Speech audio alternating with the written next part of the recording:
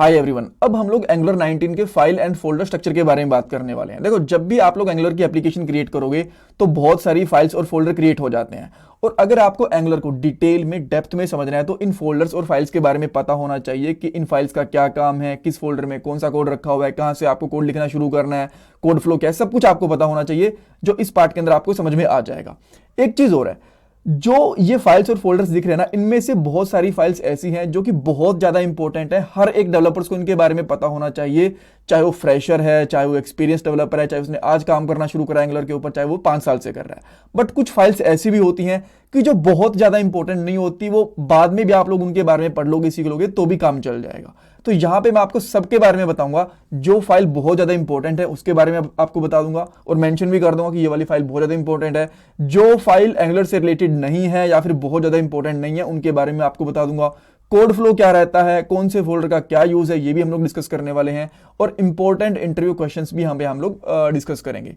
ये हमारी एंगुलर 19 की प्लेलिस्ट है हिंदी में, जो आपकी डेफिनेटली हेल्प करने वाली है एंगुलर की जॉब, प्रोजेक्ट, इंटरव्यूज में। सो पूरी प्लेलिस्ट देखना, लिंक आपको डिस्क्रिप्शन बॉक्स में मिल जाएगा।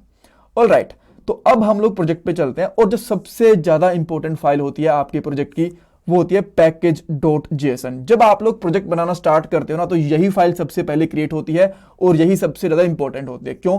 बिकॉज आपके प्रोजेक्ट की सारी डिटेल्स यहां पे अवेलेबल रहती हैं। जैसे कि आपके प्रोजेक्ट का नाम, जब हमने एप्लीकेशन क्रिएट करी थी तो ये वाला नाम रखा था आपने। अगर आपने ये वाला पार्ट देखा है ना हमारा सेकंड वाला, तो आपको पता होगा हम लोगों ने एंगुलर 19 ट्यूट नाम रखा था।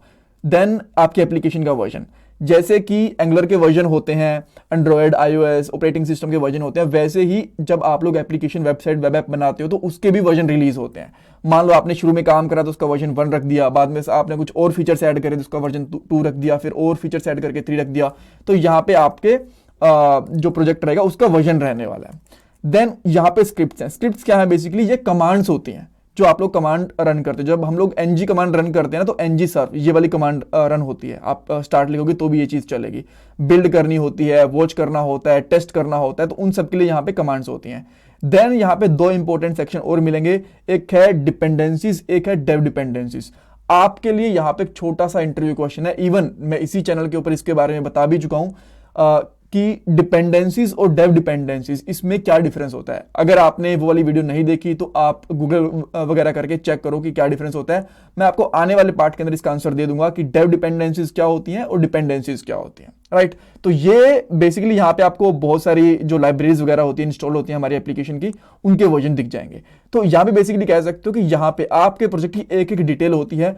अगर आपने ये वाली फाइल खो दी, यानी कि डिलीट कर दी गलती से, या फिर ये डिलीट हो गई, मिसप्लेस हो गई, तो आपका प्रोजेक्ट काम नहीं करेगा। ये चीज आपको पता होना चाहिए। जब आप ये रिकवर कर लोगे तभी आपका प्रोजेक्ट काम करेगा। ऑलराइट, देन सेकंड फाइल आती है, तो ये काफी इंपॉर्टेंट फाइल है। राइट, जो सेकंड इंपॉर्टेंट फाइल आती है वो होती है tsconfig.js। ये चीज हमें पता है, मैंने आपको लास्ट वाले पार्ट के अंदर भी बताई थी कि एंगुलर के साथ हम लोग टाइप स्क्रिप्ट का यूज करते हैं, जो कि आप कह सकते हो कि एक टाइप्ड यानी कि थोड़ा सा एडवांस वर्जन है जावास्क्रिप्ट का। बट कोड वगैरह, सिंटेक्स वगैरह ऑलमोस्ट सेम ही होता है, कुछ फर्क नहीं होता। तो डोंट वरी अगर आपको टीएस नहीं आती तो इस सीरीज के अंदर मैं आपको साथ साथ बताता भी जाऊंगा, तो बहुत ज्यादा डिफरेंस नहीं है उसके अंदर। राइट, सो यहाँ पे जो टाइप स्क्रिप्ट की कॉन्फ़िगरेशन होती है ना, वो कर सकते हो। अब आप बोलोगे टाइप स्क्रिप्ट की कौन सी कॉन्फ़िगरेशन होती है? बहुत सारी चीज होती है कि आपका जो कोड जनरेट होगा टाइप स्क्रिप्ट के बाद में, वो कौन से वाले फोल्डर में होगा। और जैसे कि जावास्क्रिप्ट के भी वर्जन होते हैं, पता है ना आपको, ECMAScript वाले होते हैं, ECMAScript 6, 7, उनके ऑफिशियल वर्जन भी होते हैं। जैसे यहाँ पे ECMAScript 2022 है, इस तरीके से। तो कौन सा वर्जन आपको टारगेट करना है, ये भी आप यहाँ पे चेक कर सकते हो। उसके बाद में कि अगर आपको कुछ छोटी मोटी आप चीज़ मिसप्लेस कर देते हो, गलती कर देते हो, तो वहाँ पे एरर दिखानी है, एक वार्निंग दिखानी है। सो यहाँ पे स्ट्रिक्ट ट्रू है कि फॉल्स है, ये वाली चीज़ें। तो बहुत सारी कॉन्फ़िगरेशन होती है, इसके हिसाब से टाइप स्क्रिप्ट काम करेगी और आप कोड कर पाओगे अकॉर्डिंगली। ठीक है, तो ये डिटेल्स इसके अंदर रहती हैं। देन इसके जैसी आपको 2 फाइल्स और दिखेंगी, एक है tsconfig.app.json, एक दिखेगी tsconfig.spec.json। पहले बात करते हैं app.json के बारे में। पहली चीज मैं आपको बता देता हूं, चाहो तो आप लोग आपके प्रोजेक्ट में जो टाइप स्क्रिप्ट की कॉन्फ़िगरेशन है ना, यहां कर लो या फिर यहां कर लो, बहुत ज्यादा इसके बीच में डिफरेंस नहीं आएगा। यहां पे डिफरेंस क्या है, इसके अंदर ना .app.json, ये जो ऐप है ना, ये एक्स्ट्रा है।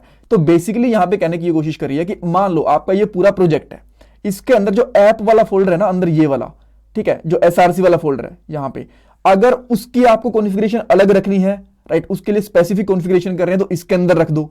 और अगर आपको इसके बाहर वाले फाइल्स एंड फोल्डर्स की भी कॉन्फ़िगरेशन करनी है तो आप tsconfig.json कर दो, राइट। तो बस इसका इतना सा फर्क है कि अगर आप src के जो अंदर वाला कोड है इसके लिए कोई कॉन्फ़िगरेशन करोगे तो ts.app.json में करोगे, अगर पूरे प्रोजेक्ट की से बाहर वाली करनी है तो tsconfig.json के अंदर करोगे।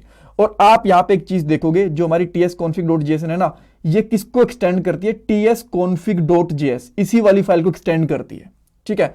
देन उसके बाद में आप यहां पे चेक भी कर पाओगे src के अंदर जितनी भी फाइल्स है ना, उन सारी की सारी फाइल को ये एक्चुअली इंक्लूड करेगा। यहां पे आप देख पा रहे हो इसका जो आउटपुट डायरेक्टरी है वो यहां पे आपको मेंशन हो रही है। इवन अगर आप यहां पे जाओगे ना तो मेरे हिसाब से ये वाली इस वाली फाइल के अंदर तो भी आपको आउटपुट डायरेक्टरी ऑलमोस्ट सेम ही मिलेगी। यहां पे आप देख सकते हो, देन यहां पे आप देख सकते हो, ठीक है, ये भी आपको सेम मिलेंगी।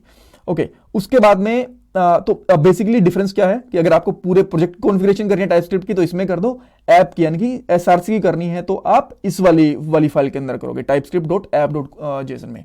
देन यहां पे एक अलग से फाइल है tsconfig.spec.json।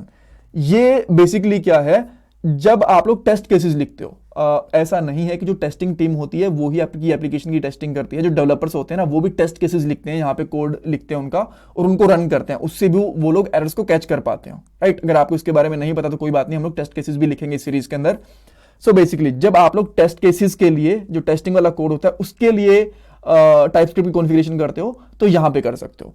एक चीज और है, आपकी बिल्ड भी बनती है, ठीक है। जब आप लोग आपकी एप्लीकेशन पूरी बना लेते हो ना तो ऐसा नहीं है कि बस इसी को लोड कर देते हो, तो यहां पे आप बिल्ड बनाते हो। पहले बिल्ड की बहुत ज्यादा इतनी सारी फाइल्स नहीं होती, उसकी एक दो फाइल ही होती है, छोटा सा फोल्डर बनता है उसका, राइट। अगर उसकी कॉन्फ़िगरेशन करनी है ना तो tsconfig.json के अंदर आएगी, ठीक है। अगर आपको डेवलपमेंट वाला यानी कि इतने सारे फोल्डर्स हैं इसकी कॉन्फ़िगरेशन करनी है तो app.json के अंदर आएगी। यहां पे आप देख सकते हो जो ts वाली फाइल है ना, यहाँ पे out tsc इसकी जाती है, और जब आप यहां पे जाते हो तो इसका आउटपुट डायरेक्टरी कौन सी है, डिस्ट वाली।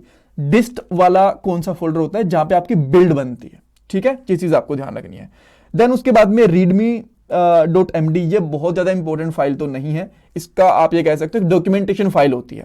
जब भी कोई नया बंदा आता है तो बोला जाता है कि भाई इस वाली फाइल को रीड करो। जैसे अभी के लिए तो यहाँ पे कुछ बेसिक कमांड्स वगैरह लिखी हुई हैं, तो यहाँ पे जो आप कोडिंग स्टैंडर्ड्स फॉलो करते हो, कुछ फंक्शंस के नाम है, कुछ इंपॉर्टेंट चीजें हैं, वो इस फाइल के अंदर मेंशन कर सकते हो, यानी कि इसको पहले पढ़ो देन इस पे काम करना शुरू कर लो, ठीक है। तो मोटी मोटी सी आप कह सकते हो एक ओवरव्यू सा है यहाँ पे, ऑलराइट। देन आती है angular.json। आप बोलोगे lock.json ये क्यों इग्नोर कर दी, ये मैं आपको बताऊंगा, बट पहले angular.json, ये भी काफी इंपॉर्टेंट फाइल होती है। ये आपके प्रोजेक्ट की कॉन्फ़िगरेशन होती है कि सबसे पहले कौन सी वाली फाइल लोड होगी, उसके बाद HTML की पहले कौन सी वाली फाइल लोड होगी, देन उसके बाद में जो आपकी आउटपुट यानी कि बिल्ड बनती है वो कौन से वाले फोल्डर में जाएगी, ये सारी की सारी चीजें होती हैं। जैसे कि सबसे पहली HTML की फाइल कौन सी होगी, index.html। अब ये कौन सी फाइल होती है मैं आपको बताऊंगा, यहाँ पे मेंशन है। देन ब्राउज यानी कि JS की यानी कि TS की पहली फाइल कौन सी लोड होगी, वो ये रही। आपके आउटपुट का पाथ क्या रहेगा, डिस्ट के अंदर ये वाला जो फोल्डर रहेगा इसके अंदर आपको मिलेगा। देन उसके बाद में आपके जो एसेट्स हैं वो कहाँ पे रखे हैं, जो टाइपस्क्रिप्ट की कॉन्फ़िगरेशन कौन सी है, tsconfig.app.json, इसका नाम चेंज करोगे तो उसके एक फाइल क्रिएट कर सकते हो, उसके हिसाब से आप यहाँ पे कर सकते हो।